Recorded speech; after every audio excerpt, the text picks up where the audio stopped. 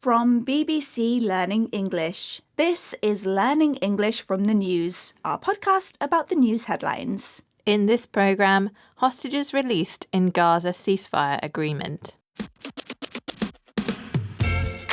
Hello, I'm Beth. And I'm Pippa. In this programme, we look at one big news story and the vocabulary in the headlines that will help you understand it. You can find all the vocabulary and headlines from this episode as well as a worksheet on our website, bbclearningenglish.com. Okay, so Pippa, let's hear more about this story. Israelis and Palestinians have celebrated after hostages and prisoners were exchanged on Monday. Hamas returned all living Israeli hostages, while Israel freed almost 2,000 Palestinian prisoners and detainees. However, the bodies of some deceased hostages are yet to be returned to Israel. This exchange is the first phase of a plan to end the war arranged and negotiated by US President Donald Trump. President Trump attended a summit in Sharm el-Sheikh on Monday, where Egypt, Qatar, Turkey and the US signed a declaration backing a ceasefire deal aimed at ending 2 years of war that has left Gaza in ruins. Our first headline is about the ceasefire. Israeli hostages and Palestinian detainees freed as Trump hails historic dawn in Middle East, and that's from BBC News. And that headline again, Israeli hostages and Palestinian detainees freed as Trump hails historic dawn in Middle East, and that's from BBC News. So, President Trump has said this deal is a historic dawn for the Middle East. What does that mean, Beth? Well, literally, dawn is when light first appears in the sky before sunrise. So if you picture that, Trump is saying we are seeing light, a positive, after a dark period, which refers to the war. Okay, so it's the start of something new, the beginning of a new period in the region, according to Trump. Exactly, and historic here means famous or important in history. So historic dawn means the start of a new and important period. President Trump is saying that the release of hostages and detainees will be remembered in future as an important moment. This reminds me of another phrase, the dawn of a new era, Beth. Yes, so the dawn of a new era means the same. And as an example, it was used to describe the fall of the Berlin Wall, which was the first step towards a reunited Germany in the 1980s and 90s. We've had historic dawn, the beginning of something new and important. For example, when astronauts landed on the moon, it was a historic dawn for humanity. This is Learning English from the News, our podcast about the news headlines. Today we're talking about the ceasefire agreement between Israel and Gaza. Though there have been celebrations, there are many challenges ahead for Israel and Gaza if the ceasefire is to create lasting peace in the region.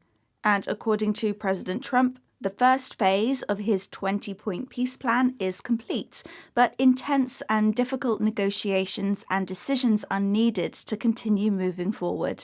Many are questioning whether the ceasefire will remain in place. Now, our next headline is about the future of Gaza. This comes from The Atlantic, which is a magazine in the USA. One era ends in Gaza and another begins. That headline again from The Atlantic, a magazine in the USA. One era ends in Gaza and another begins.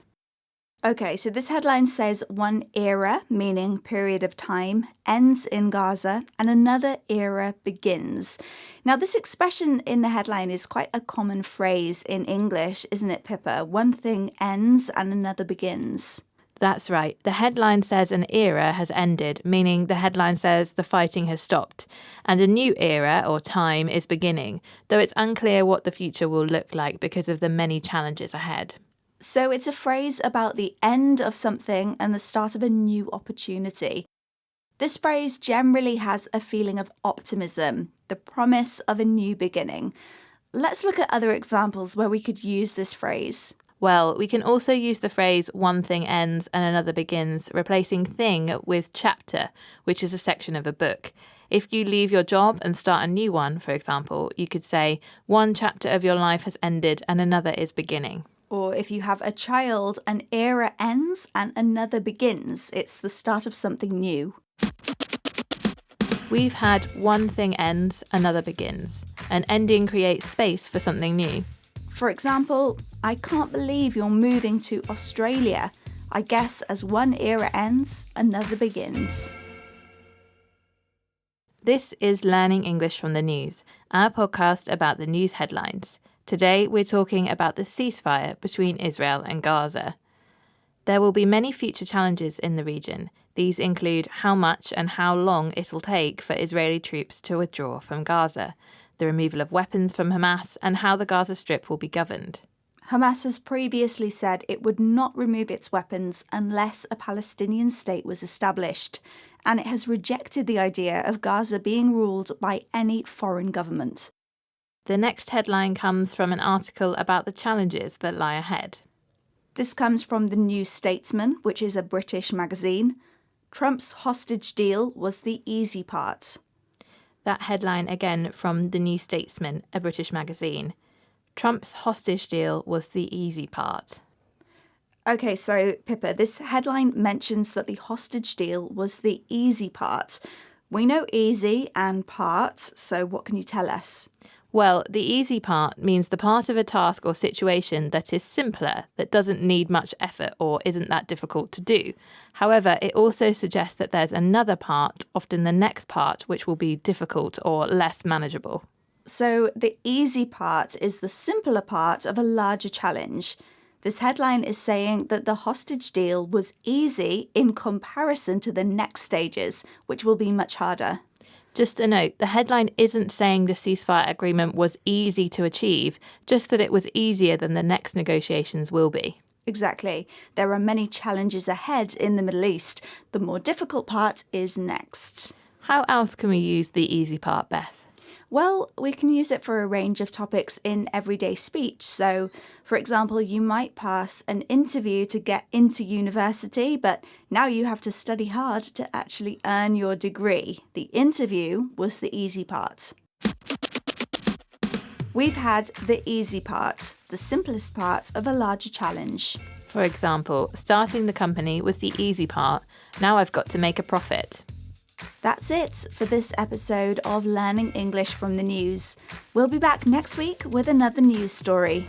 If you want to practice what you've learnt, go to our website to see more example sentences and try our free worksheet. It's bbclearningenglish.com. And don't forget to follow us on social media. You'll find us at BBC Learning English. Bye for now. Goodbye.